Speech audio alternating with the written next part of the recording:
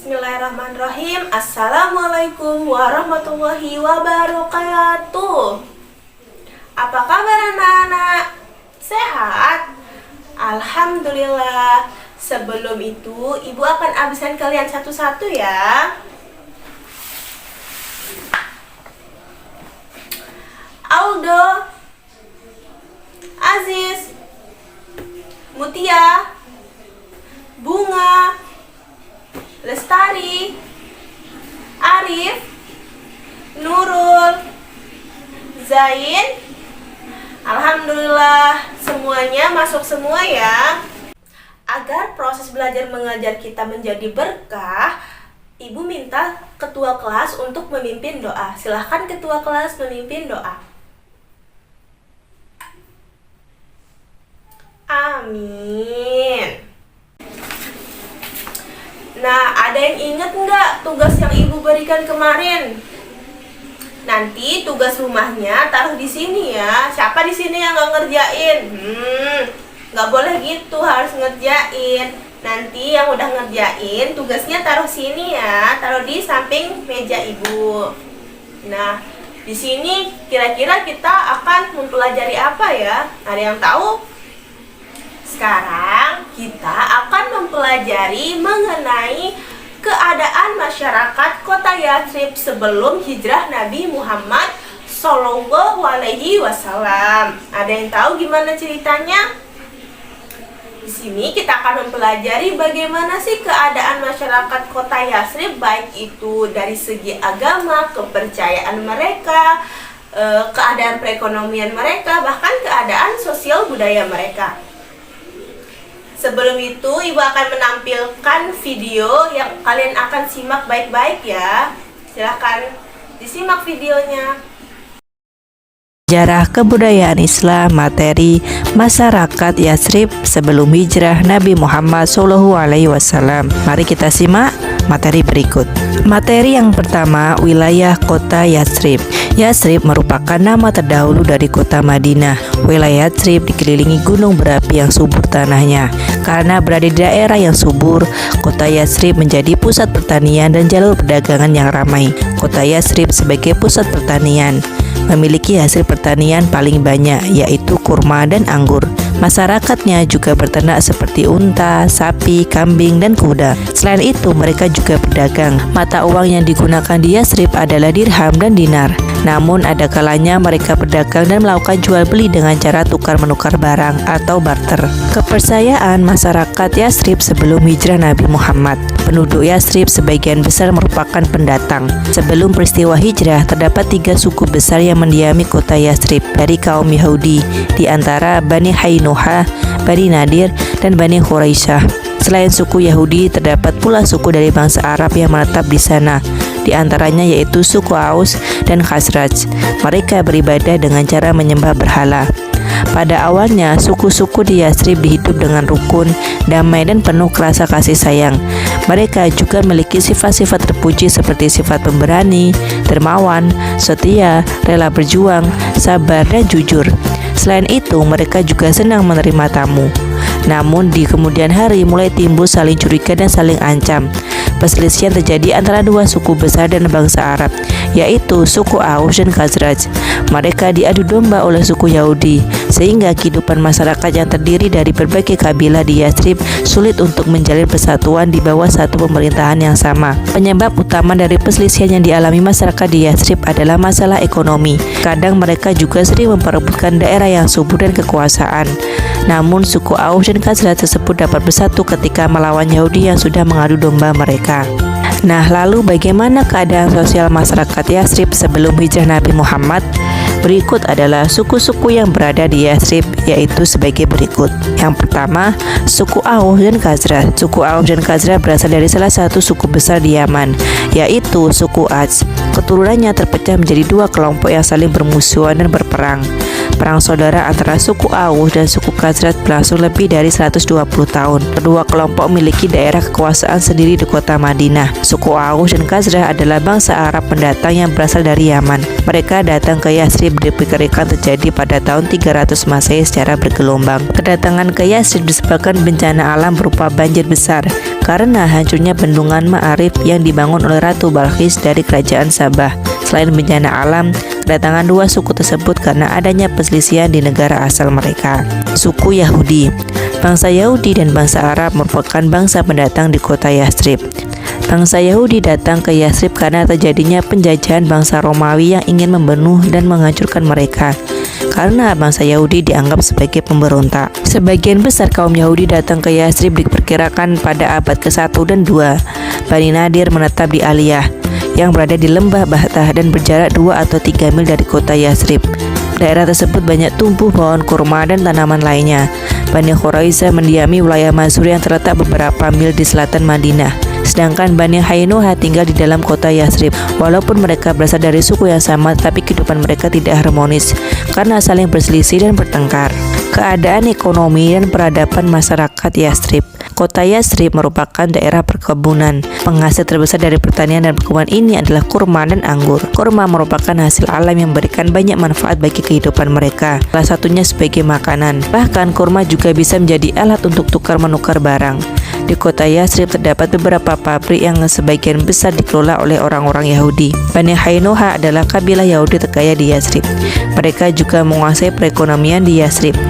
Menjadi anugerah bagi Yathrib bahwa Allah telah jadikan tanah ini sangat subur, sehingga banyak sumur-sumur air yang dapat mengairi persawahan dan perkebunan dengan lancar tanpa hambatan. Meski demikian, kadang kebutuhan makanan mereka tidak mencukupi, sehingga harus membeli bahan pokok lainnya dari Syam seperti tepung, minyak, dan madu. Selain bertani, penduduk Yathrib juga berternak. Adapun hasil ternak mereka seperti unta, sapi, kambing, dan kuda. Mata uang yang digunakan di Yathrib adalah dirham dan dinar. Kehidupan Yathrib juga mengalami perubahan dari waktu ke waktu. Di antaranya rumah bertingkat, terdapat halaman rumah, meja dan kursi, dan lain-lain yang mencerminkan perkembangan peradaban masyarakat Yathrib waktu itu. Anak-anak udah memahami materi yang disampaikan oleh video yang Ibu tampilkan? Udah paham? Alhamdulillah, agar kalian lebih paham lagi, Ibu akan memberikan sebuah nyanyian agar kalian dapat mudah memahami tentang keadaan masyarakat kota Yathrib sebelum hijrah Nabi Muhammad.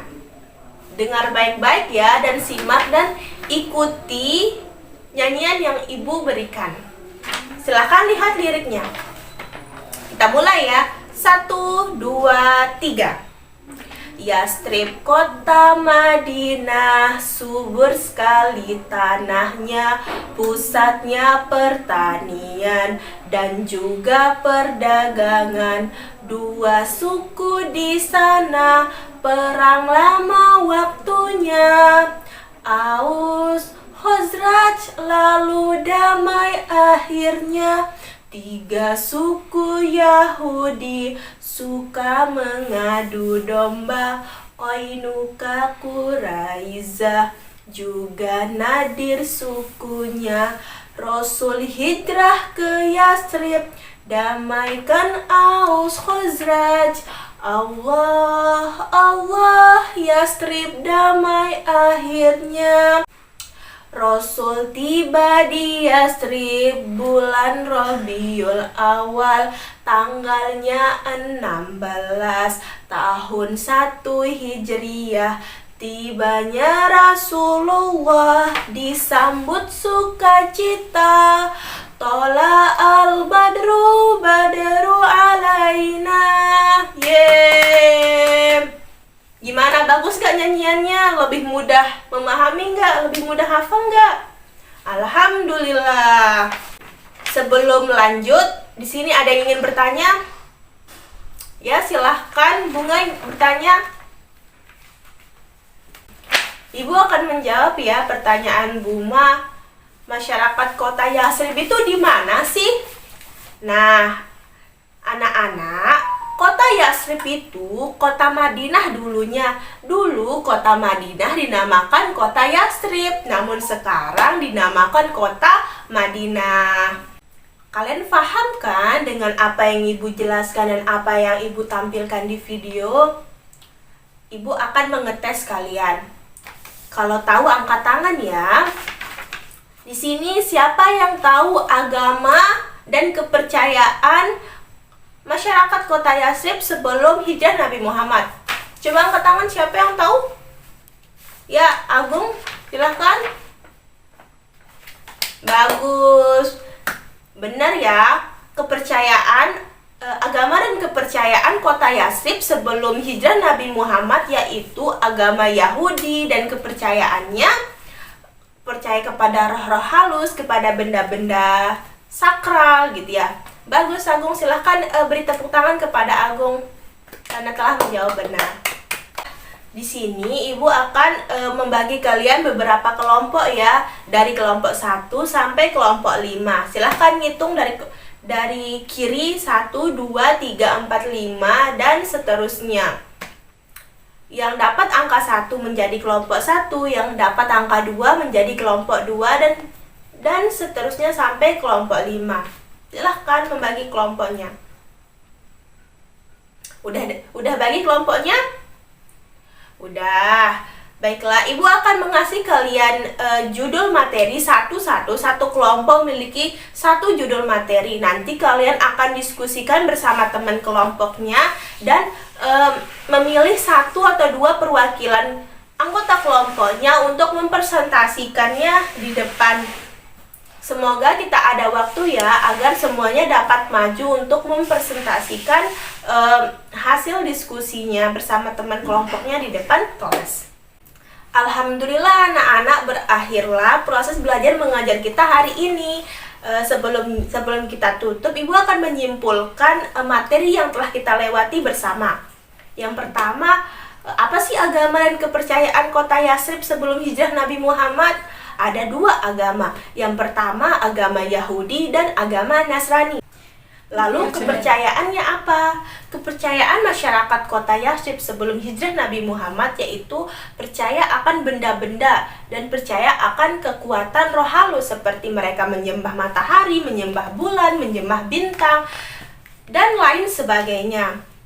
Lalu bagaimana keadaan perekonomian masyarakat kota Yatsrib sebelum hijrah Nabi Muhammad?